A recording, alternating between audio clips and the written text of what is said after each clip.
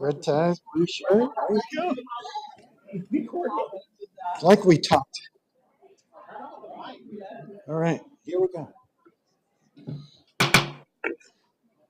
Seems we have a bit of an echo. Can we get that taken care of? Nope, we got it. All right.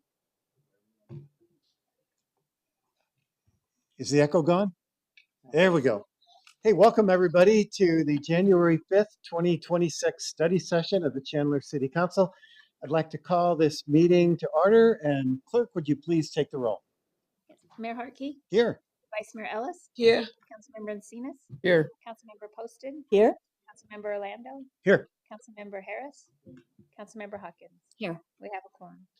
Very good. We'll start off next on our study session with scheduled public appearances. I'd like to invite Councilmember Harris to join me up front.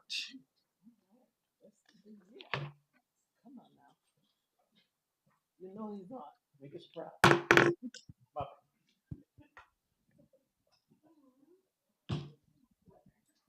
He doubled. 10 years. That's all. He doubled in. Right? That's all 10 years. Give a guy a gavel. Look what happens. He gobbled himself in. All right. City Manager, service recognitions. Yes, sir. Mayor, Council, the first city recognition, service recognition tonight is going to be presented by me. I have the privilege of recognizing Ryan Peters for 10 years of service.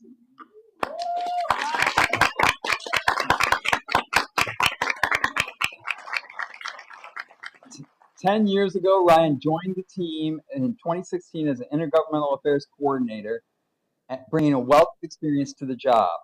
Now, we often get teased about Dawn and all the awards she wins, so I want to talk to you about the highlights of what Ryan has done for the city over the last 10 years.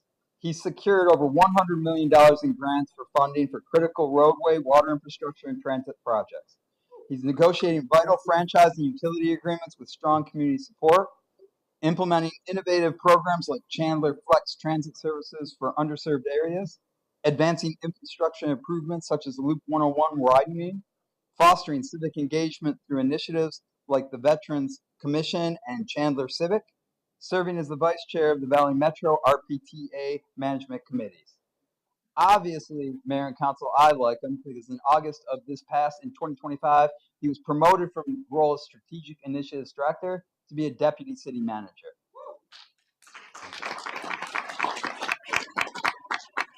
Ryan is an incredibly valued member of our team. And despite the echo, I want everybody in this room to understand how grateful I am to have him. His support, his knowledge, and his enthusiasm is an asset to the city of Chandler. Little known to this room is that one of the first people to reach out to me when I was named acting was Ryan. His support has been unwavering, and I thank him for that. Mayor and Council, Ryan Peters.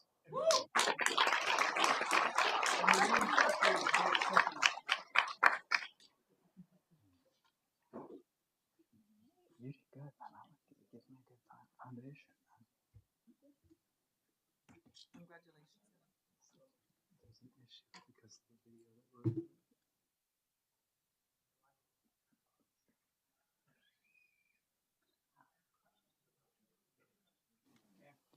Mayor, Council, our next, I would like to call Christy, the Management Services Director, as we recognize Chris Sikora for 20 years of service.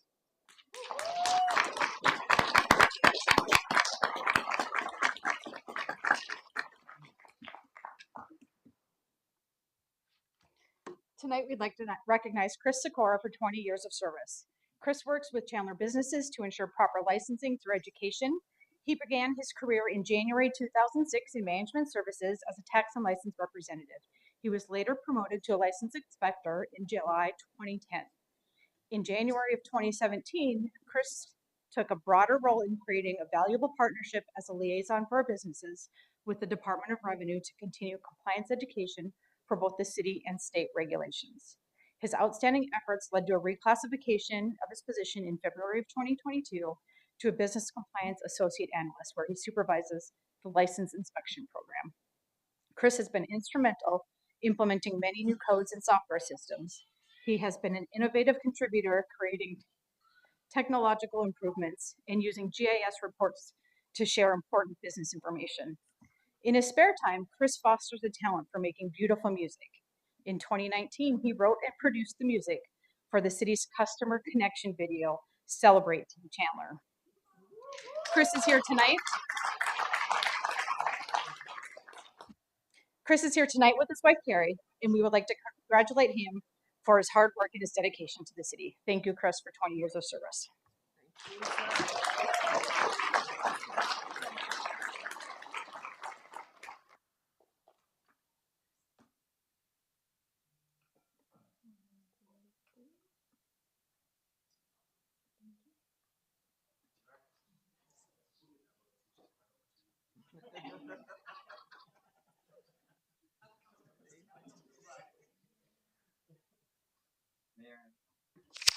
Mayor and Council, I'd now like to request Chief Chapman come down to recognize Kathy Gura for 30 years of service.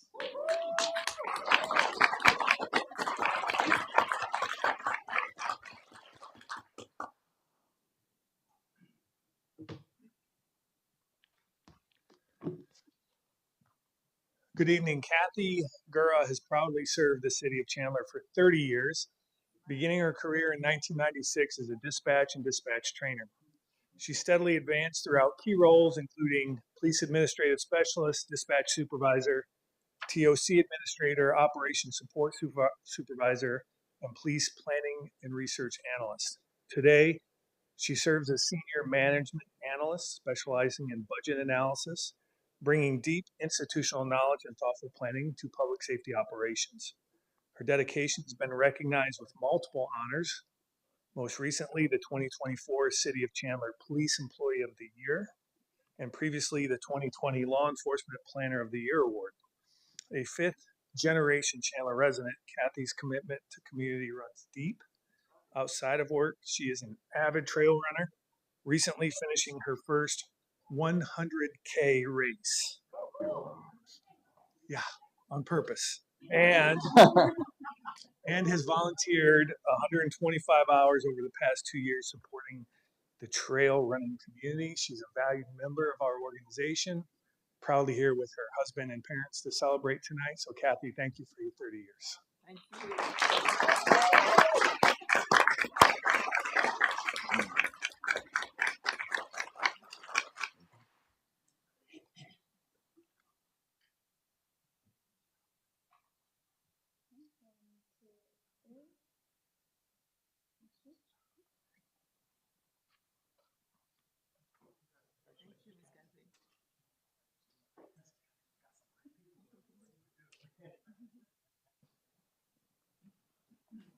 Mayor and council, our final service recognition. I will ask John Sefton to come down as he gets to recognize Susan Van Horn for 20 years of service as she in her retirement. And this is the point where the library is going to get very rowdy, I think. All right.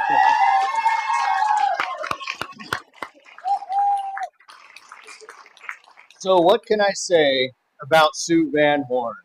She's been part of the library for nearly 20 years, and during that time, she made absolutely sure that everyone knew it. Sue has worn many hats, and sometimes literally, right, Mayor? And certainly be counted on to lead the charge on staff themes, potlucks, and general enthusiasm. Along the way, she has helped bring the Culture Pass program to life. She saw the Sunset renovation through to the end. She kept the Sunset Library open during the pandemic and managed the emergency scene when that infamous explosion happened next door, which frankly puts her resume in more of a action movie territory. Well done. She later moved to the downtown library as assistant systems manager, proving once again that she was never afraid to take on new challenges, sharing her perspective and her experience. Sue has served as a trusted mentor to many, always willing to share her knowledge, guidance, and support. Through her mentorship, patience, and leadership, she's helped shape the professional growth of countless members of Team Chandler, thus ensuring her special brand of service and devotion to this community will continue well after her desertion. Her retirement. Sue will sorely be missed, but all who worked with her certainly understand completely how to carry on in her absence. As she moves on, we wish her well, acknowledge her commitment to the downtown Chandler Library. You know what? It's just going to be a little quieter around that place now. So if you want to get some reading and studying in, right, Sue? Sue, thank you for your service to our great city, and best of luck to you as you craft your next chapter.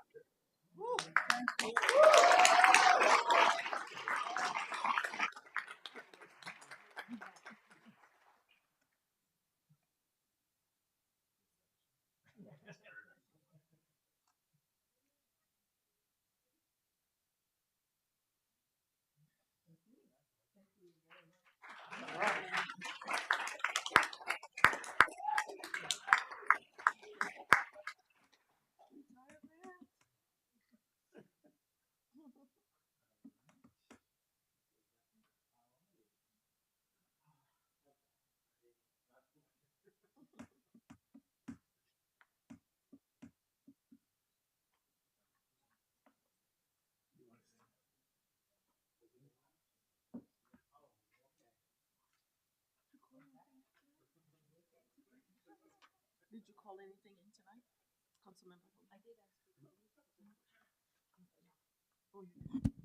ask. All right, misread this. So now we have recognition of our police department staffing achievement. If Assistant City Manager Tad Willie can lead this next piece. Thank you, Mayor and City Council members. So tonight we wanted to recognize the Chandler Police Department in a significant milestone that they've achieved by achieving full staffing of its 348 budgeted sworn officer positions. Over the past several years, and maybe representatives from the police department who are participating, please come on up and be recognized. Oh, yeah.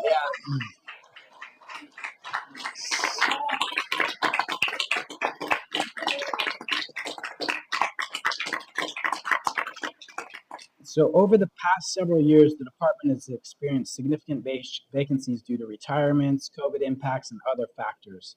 And at its peak in 2023, the department experienced over 35 sworn officer vacancies. Through the priority of City Council, an improved hiring efficiency, enhanced recruitment and marketing, and a strong focus on making CPD, or the Chandler Police Department, a place where people want to work and stay, this achievement became possible. We recognize Chief Chapman and his outstanding staff for their dedication and hard work in reaching this milestone. Chandler truly has one of the best police departments in the country. We'd like to share a short, fun video that highlights this accomplishment and then turn some time over to Chief Chapman for a few brief remarks.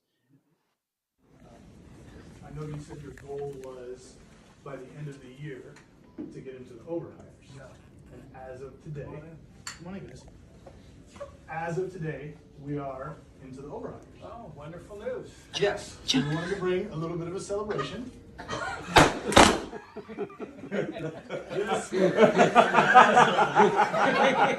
awesome. I love it. I should be doing that to you guys. That's why I had to take the baby from you.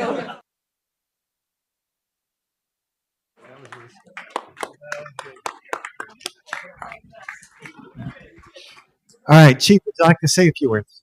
Yeah, I'm very grateful for this hiring team and the effort and time that they put into getting us to this position. In the history of the Chandler Police Department, we've never been into an overhire status that we finished in 2025. And that is because of these people right here. They did a great job recruiting. They did a great job hiring. And I know we talk about sworn a lot, and that's wonderful, but our dispatch is staffed better than it ever has been. Our detention officers are filled out. Our police aides are filled out. This team has been incredible. And not only are we filled out, but we have quality people. And there's a big distinction in getting numbers and getting quality people. And their effort and time in getting us the right people for the city of Chandler means a lot to this department and the community. So on behalf of me, thank you. All right. Let's do a photo.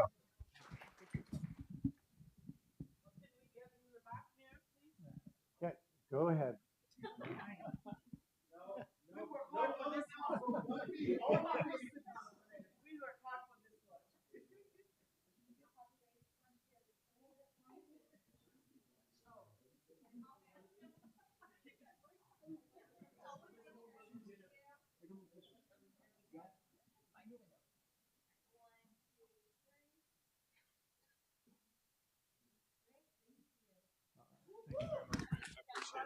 Thank you so much. Thank you. All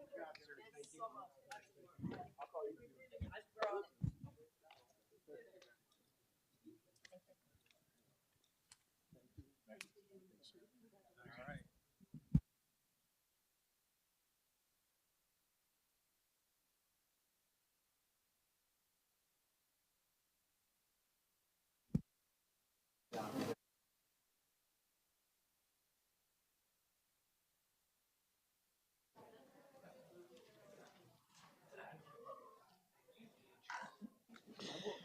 Council, there's one more public appearance.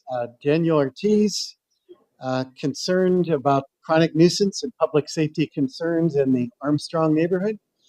Mr. Ortiz, come on up there. You have up to 3 minutes to share your thoughts when the light turns green. Just state your name and what city you reside in, and then when it turns yellow, consider wrapping up and red be done. The floor is yours, sir. Thank you. My name is Daniel Ortiz, and I'm from the city of Chandler. Good evening. Thank you for allowing me to share my concerns and experiences as a resident of the Armstrong neighborhood. Today, I would like to address problems that have persisted for the past 5 years, now entering the 6th year. Over the past 5 years, we have been victims of repeated criminal damage to our property. On multiple occasions, vehicle windows have been shot out and destroyed, costing thousands of dollars in damage. Despite repeated police reports and investigations, the individuals responsible for these acts have not been identified or held accountable. These are not minor incidents. They are dangerous acts that put residents at risk and create fear within the neighborhood. Additionally, on-street parking has created unsafe conditions on our streets, blocking visibility narrowing roadways, and raising concerns about emergency vehicle access. Our peace of mind has been severely affected. We have followed every procedure the city asks of its residents. We have filed reports, documented incidents, contacted code enforcement, and sought help from the police department. Yet, we find ourselves stuck in an administrative gap. When we report violations, we are often told that code enforcement cannot act. The issue is considered criminal, or that the police cannot act because the issue is considered civil. The lack of coordination has created a loophole that allows dangerous behavior to persist. This situation goes far beyond a simple neighbor dispute. There has been repeated police involvement on several years, ongoing harassment and intimidation, serious animal-related incidents, and history of code enforcement concerns tied to one of the properties involved. When violent property damage occurs repeatedly and remains unsolved, it sends a message that there are no consequences, and that is a serious public concern. We are not asking for special treatment. We are asking for enforcement of existing laws and a coordinated response that prioritizes safety. When a single area generates years of repeated calls for service and unresolved criminal damage, it becomes a public safety failure, not a private dispute. We are asking to work collaboratively with the city to identify policy and regulatory gaps that allow these situations to persist. We want a solution to help prevent abuse of loopholes and improve safety and living conditions in our neighborhood. Thank you. Thank you, Mr. Ortiz. And City Manager, this is not a new scenario. And I really, if you could get together with code and police and see what we can do to work out something in this neighborhood that restores and brings peace of mind and the basic rights that we enjoy and want to enjoy in our neighborhood. If you could get back to us after you met with them, we would like that. Mayor, we can do that. We'll take on that challenge. Thank you. Mayor, Vice Mayor.